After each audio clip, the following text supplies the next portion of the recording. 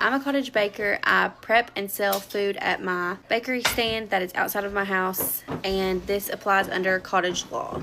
I have a few points that I want to talk about as I've been doing this a little bit over a year, and I feel like I have some really good advice and really good do's or don'ts. The most important point for me is to do things by the book.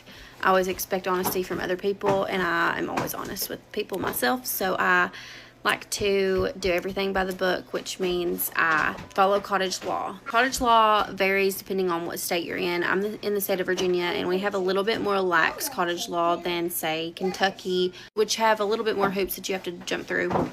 Look up my state cottage laws. Look for a government website, credible source. Look up your cottage laws, follow it.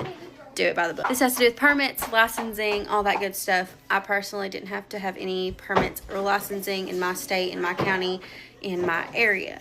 That does not mean that you won't, depending on where you are. So just make sure you're contacting your Department of Agriculture, your city, all the good stuff. Make sure you talk to people. There's no harm in asking questions. All cottage bakers pay taxes, or they should. Apply for your tax ID even if you don't have an LLC or a business. If it's just you still have to pay taxes. We just ended up filing the beginning of April for the first time, and there are some things that I wish we had done in the previous year that would have helped us out a little bit more come tax time, and I'm more than happy to kind of go into more detail with that. If you're interested, spreadsheets, all the things.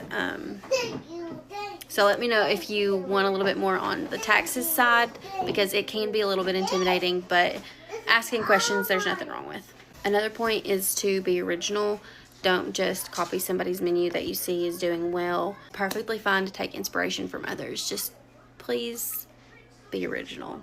Make sure you have quality product. Make sure you're using quality ingredients. Make sure you are making your things both affordable for your area, as well as competitive with your competition, as well as making a profit. You don't want to sell a 5-ounce cookie for $1 and make no money off of it. Pay yourself a livable wage.